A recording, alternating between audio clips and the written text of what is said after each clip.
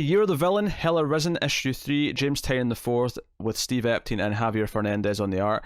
I have to be honest, like, I'm barely even noticing Steve Epting art in here. I don't know if it's because he's drawing to match Fernandez, or just... I'm noticing it on certain pages, like certain moments, but not a lot of it. I agree. I don't know if it's different inks, colors. Because Epting's got such a distinct style that I do find very noticeable. And I mean, the main cover is definitely Epting. I can recognize it, like, immediately.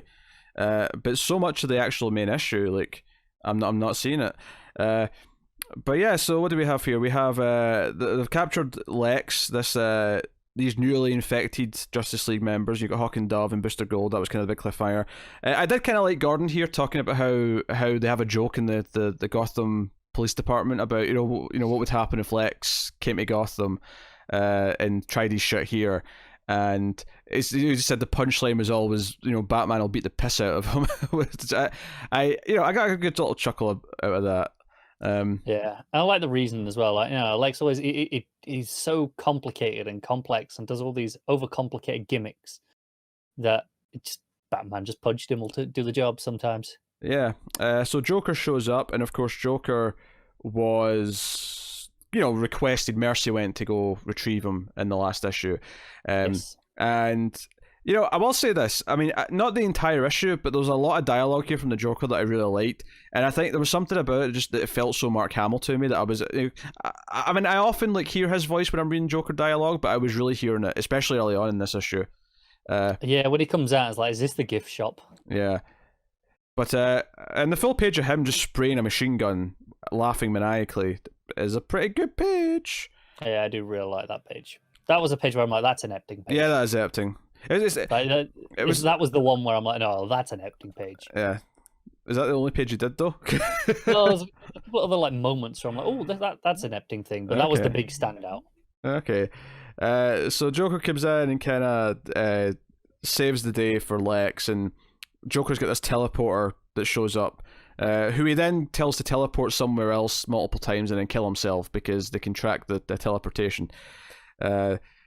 But yeah, Mercy's pissed. Mala and the Brain they're in a cage. Joker's been awful to them. It's a whole thing. All this is going on. We haven't seen Mala and the Brain in so long, and then this is all we get. It has been a while. Batman Who Laughs obviously is gearing up. Lex is trying to play, Joker again. Hey, you don't want Batman Who Laughs to win or get away with this, right? Like, you hate him. And that has been consistent through this. And we see the Batman Who Laughs has got this monitor here in a test tube. And I'm kind of sick of Batman Who Laughs. I did like the line he's got here, though, where it says, I'll teach this universe what a crisis really feels like. I'm like, oh, that's a pretty intimidating line in DC Comics. It is, and obviously knowing that we've got Death Metal coming up, which is, for all intents and purposes, kind of going to feel like a crisis again, I assume, like the first Metal did. I mean, for all intents and purposes, I feel like this book is just a prequel to that series. In many ways, it's weird that this isn't Snyder. That this is, it's capping off stuff from his Justice League run, but it's before his Death Metal stuff, which is going to pick up on the other half of those threads. It's kind of weird.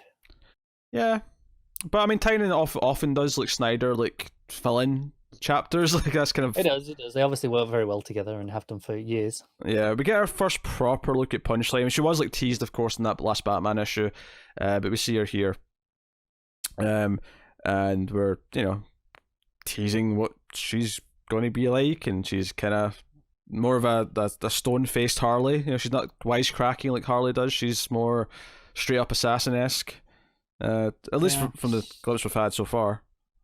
She doesn't do a whole lot here. She's just kind of a little bit of muscle. Yeah. I'm getting the vibe that's what she is, though. Lex kind of turns back into normal-looking Lex at the end here. Because he sends Mercy off to get the rest of the people to go meet him at the Hall of Justice. He shows up in his giant Lexo suit, and his team show up to help fight the Batman Who Laughs Dark Army. And we get all these little teases of people, all these various villains joining in, and then the final full page reveals, in full who they all are. We got Lobo, Captain Cold, we got Oracle, we got Mecha Manta, which I mean, it doesn't justify all those You're the Villain tie-ins, but at least it does something with those. Like, because I mean, I've read most. I mean, not the Lobo stuff, admittedly, but like Cold, Oracle, and Mecha Manta. I read all the stuff in those series with those people getting these extra toys and stuff. And at least it's paying off somehow. It's true, and I'm pretty sure that's Clarion there. Oh, you're right. I think so. Yeah. And he was in Justice League Dark for an arc. Oh, and for some reason I missed Grundy, who's right in the middle of the page, but Grundy's there too. Yeah, also was in the Justice League Dark. Actually, now that I think about it, those two did leave together at the end of that arc. Maybe they were taken by Lex. I don't recall exactly, but there was definitely those two there. Okay, so it's an okay issue. Like, there's some little things in there. Like, I like some of the stuff that it's teasing. As per usual, though, I'm not a big fan of Apex Lex, but it's well told enough for what it's doing. Yeah. Well, by the way, it was these last 2 pages, the double page spread of the double page of the the fight between various heroes and villains, and then the final full page of them. Those were the other pages where I'm like, oh, those are Epting. It definitely felt like a step up from a couple of pages before. And I like Fernandez well enough, but I feel like his work in this book felt a little rushed. I wonder if they were really struggling for time on this series. I think it's likely, because obviously we were always told this was just going to be Epting, and that was what it was solicited as, I think, originally. Maybe this individual issue wasn't, but definitely the event as a whole was supposed to be Epting. So I do wonder if it was kind of a last minute, all right, quick, get someone, and Fernandez can churn it out nice and quickly and somewhat match Epting's style. Yes, I completely agree. You do. Everything I said was very rational and logical, and you definitely agree. I had a cat thing to deal with, all right? I had to run off and do a cat thing. So I see what Matt had to say about Hell Arisen. I really hope Punchline is more of Joker's Mercy Graves than Harley 2. That's a good comparison, actually. The art, while I enjoy both artists, doesn't flow well. I think Tynion is great at pulling the You're the Villain characters like Oracle, Mecha Manta, Zombie Grundy, and Clarion and King Cold into making this event seem, but not really, like it matters the more. That's kind of what we just said about those things. But I do like that it at least did lead to something. It's like, because I really thought that they might just never be relevant to anything after those stories that tied in. Yeah, at least they're somewhere. Yeah. And then the final thing says, I hope Pete enjoyed reading Batman Who Laughs and Apex Less Face Off. Oh, and then... Well, it wasn't really Batman Who Laughs and him. Well, it was at the end, I suppose. It was at the end, and that's what he's talking about, yeah. Yeah, Joker and Lex I actually kind of liked. To be fair, the Lex and Batman Who Laughs, their face-off is like 3 lines, and then it gets into the fight. Yeah, there's not much there to annoy me. So There's literally Batman Who Laughs, hi Lex, long time no see. Lex's reply, Batman Who Laughs says one more thing, and then Shazam starts the fight.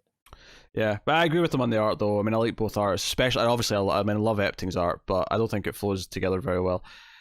So Matt gave that a 7.5. Matt is a very generous man. He is. I would go with probably a solid 6.5. I think. I feel like I gave this a 6. So I'm going to go with a 6. You give it a 6? There you go. Yeah.